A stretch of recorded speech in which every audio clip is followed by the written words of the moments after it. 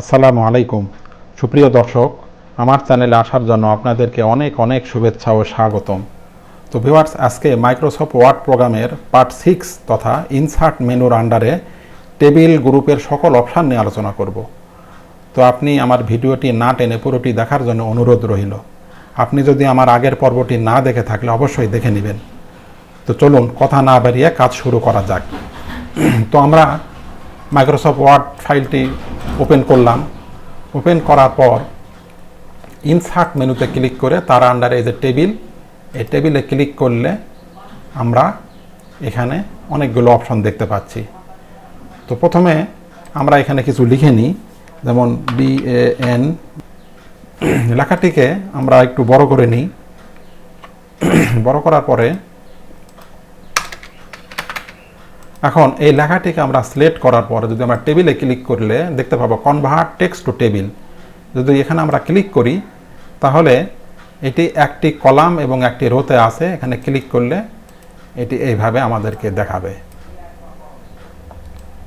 আচ্ছা, এখন যদি আমরা এটি Ctrl+Z দিয়ে আমরা এটি স্বাভাবিক করে নিলাম। এখন লেখার পাশে ট্যাব দিয়ে একটু স্পেস করে নিলাম।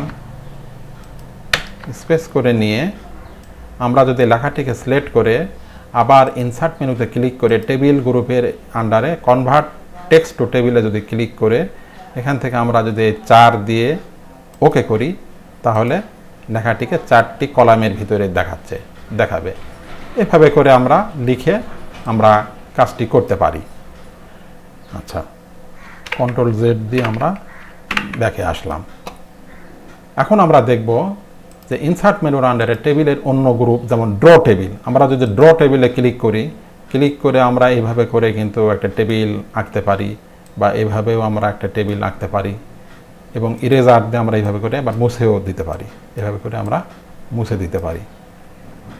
তারপরের অপশনটি হলো এক্সেল স্প্রেডশিট। এই এক্সেল স্প্রেডশিটে ক্লিক করলে এরকম এক্সেলের একটি ফাইল ওপেন হবে। তো সেখানে আমরা এইভাবে করে সিলেক্ট করে অল বর্ডার্স দিয়ে যদি আমরা এখানে কিছু লিখি, এভাবে করে আমরা যা ইচ্ছা তাই এভাবে করে আমরা এক্সেলের মাধ্যমেও আমরা কিন্তু একটি টেবিল আমরা তৈরি করতে পারি। আচ্ছা, তারপরে আমরা এটিকে আবার দেখে গেলাম, আউট হয়ে যাবে। তারপরের অপশনটির নাম হচ্ছে কুইক টেবিলস। কুইক টেবিলসটা কি? যদি এই টেবিলে আমরা ক্লিক করে এখানে আমরা বেশ কয়েকটি ক্যালেন্ডার দেখতে পাচ্ছি, ক্যালেন্ডার 2, ক্যালেন্ডার 3। আমরা যে ক্যালেন্ডারটি পছন্দ সেই ক্যালেন্ডারে যদি ক্লিক করি অনুরূপ একটি ক্যালেন্ডার হবে।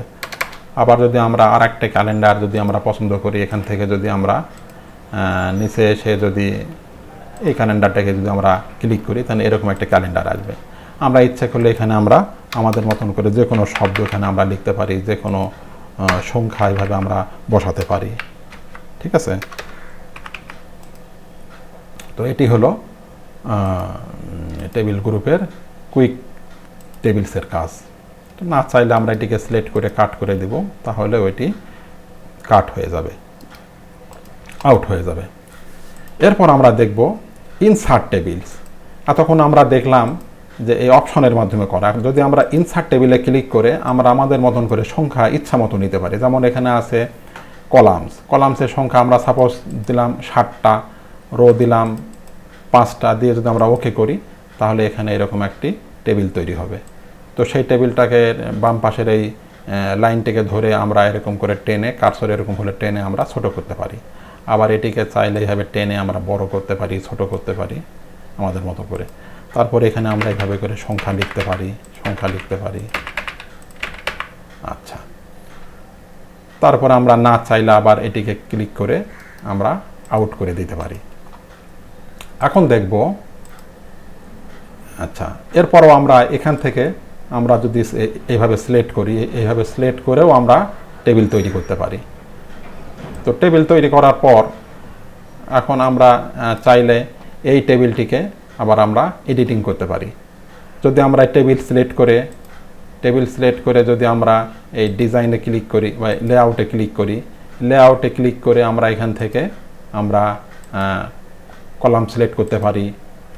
এখান থেকে আমরা এই সিলেক্ট অবস্থায় যদি আমরা রো দেই রো সিলেক্ট হবে, যদি এখান থেকে আমরা কলাম দেই কলাম সিলেক্ট হবে, এভাবে করে সিলেক্ট করতে পারি। আবার এখান থেকে আমরা এই যে ভিউ গ্রিড লাইন বা এখানে বেশ কিছু অপশন আছে, এগুলো হলো অ্যাডভান্স লেভেলের কাজ। তো আমরা যদি প্রপার্টিসে ক্লিক করি, যেমন এই যে এটাকে আমরা দেখাই, আচ্ছা এটিকে এভাবে আছে, আমরা যদি এখান থেকে প্রপার্টিসে ক্লিক করি করে এখন এটি লেফটে আছে, যদি আমরা সেন্টারে ক্লিক করে ওকে করি তাহলে এই আমাদের এই টেবিলটি সেন্টারে যাবে। আবার যদি এটাকে স্লেট অবস্থায় আমরা যদি এই রাইটে ক্লিক করে ওকে করি তাহলে এইভাবে ডান দিকে সরে যাবে। আবার যদি এটাকে ক্লিক করে যদি আমরা আবার লেফটে ক্লিক করি তাহলে এরকম বামে আসবে। এটি সিলেক্ট অবস্থায় যদি আমরা এখান থেকে ডিলিট সেলসে ক্লিক করি সেল ডিলিট হবে, কলামসে করলে কলাম আউট হবে, ডিলিট রোতে ক্লিক করলে ডিলিট রো আউট হয়ে যাবে। তো এটি সিলেক্ট অবস্থা আমরা যদি ইনসার্ট অ্যাবভে ক্লিক করি তাহলে উপর দিকে, আচ্ছা এটি বোঝার সুবিধার্থে আমরা কিছু সংখ্যা এখানে লিখে রাখি। এখন এটি সিলেক্ট অবস্থায় এটাকে আমরা একটু ছোট করে নিই। এখন এই টেবিলটি সিলেক্ট অবস্থা আমরা যদি ইনসার্ট অ্যাবভ উপরে ক্লিক করি তাহলে এর উপরে অনুরূপ একটি টেবিল তৈরি হবে। যদি আমরা ইনসার্ট বিলোতে দেই তাহলে এর নিচে একটি হবে, বা এটি সিলেক্ট অবস্থায় এই পুরোটি সিলেক্ট অবস্থায় যদি আমরা ইনসার্ট লেফটে দেই তাহলে বামে তৈরি হবে। আবার যদি কন্ট্রোল জেড চেপে যদি আমরা এটি সিলেক্ট অবস্থায় ইনসার্ট রাইটে দিই তাহলে ডান দিকে তৈরি হবে। এভাবে করে আমরা তৈরি করতে পারি। আবার এখান থেকে আমাদের যতটুকু দরকার এতটুকু যদি আমরা সিলেক্ট করে যদি মার্জ সেলস দেই তাহলে এতটুকু ফাঁকা হয়ে যাবে। এখানে আমরা ইচ্ছা করলে লিখতে পারি, লিখে আবার এই লেখাটিকে সিলেক্ট করে আমরা এখান থেকে মিডিলে নিতে পারি, নিচে নিতে পারি, ডানে বামে উপরে আমাদের যেখানে প্রয়োজন আমরা সেখানে নিতে পারি, সেভাবে আমরা নিতে পারি। আচ্ছা, এখন যদি মনে করি যে এই লেখাটিকে আমরা এখানে আমরা স্প্লিট সেলস করব, মানে এর ভিতরে আরও আমরা ঘর করব, তাহলে এখান থেকে ক্লিক করে এখানে উপরে দিলাম 3টা, দিলাম 1টা, এরকম করলে ওকে করলে অনুরূপ হয়ে যাবে। এটি হলো স্প্লিট সেলসের কাজ। না চাইলে আবার এরকম করে ব্যাকে দিলে চলে যাবে। এখন আমরা দেখব যে এই টেবিলসের আন্ডারে এই মনে করেন যে এখান থেকে 8টি আমরা 4টি রো এবং 4টি কলাম আমরা নিলাম। টেবিলটিকে সিলেক্ট করে আমরা যে ডিজাইনের উপর নিব অনুরূপ ডিজাইন কিন্তু হয়ে যাবে। আবার এখান থেকে যদি আমরা নিচে আসি, নিচে এসে যে ডিজাইনের উপর নিব সেই ডিজাইনের হবে। এখন এটি সিলেক্ট থাকা অবস্থায় আমরা যদি সবগুলো তুলে দিই স্বাভাবিক হবে। এটি সিলেক্ট থাকা অবস্থায় আমরা যদি খালি হেডারে যদি ক্লিক করি তাহলে এটি দেখেন হেডারটা সিলেক্ট হয়ে যাবে। আবার এটি সিলেক্ট থাকা অবস্থায় আমরা যদি ফার্স্ট কলাম এটাকে সিলেক্ট করি তাহলে কলামটি সিলেক্ট হবে। আবার যদি লাস্ট কলাম দিই তাহলে ডানেরটি সিলেক্ট হবে। আবার যদি টোটাল রো দিই তাহলে পুরোটাই হবে। এখন আমরা চাইলে এখানে কিছু লিখতে পারি, যেমন এখানে লিখে দিলাম product name NAME product name, প্রোডাক্টের নেম এখানে দিলাম হলো A। এখন আমরা এই লেখাটিকে যদি আমরা এইভাবে সিলেক্ট করে যদি আমরা লেআউট থেকে এখান থেকে ক্লিক করি তাহলে এটা মিডিলে আসবে। এভাবে করে আমরা মিডিল করতে পারি। আজকের মতো এই পর্যন্তই। সকলকে এতক্ষণ কষ্ট করে ধৈর্য ধরে ভিডিওটি দেখার জন্য ধন্যবাদ। ভিউয়ার্স, আপনি যদি আমার চ্যানেলে নতুন হয়ে থাকেন তাহলে ভিডিওটি অবশ্যই চ্যানেলটি সাবস্ক্রাইব করে পাশে থাকা বেল বাটনটি অন করে দিবেন। আর পূর্বে যদি সাবস্ক্রাইব করে থাকেন তাহলে অনেক অনেক ধন্যবাদ। সেই সাথে লাইক, শেয়ার এবং কমেন্ট করতে ভুলবেন না। তো ভিউয়ার্স, আগামী টিউটোরিয়ালটি দেখার আমন্ত্রণ জানিয়ে বিদায় নিচ্ছি। সকলে ভালো থাকবেন। আল্লাহ হাফেজ।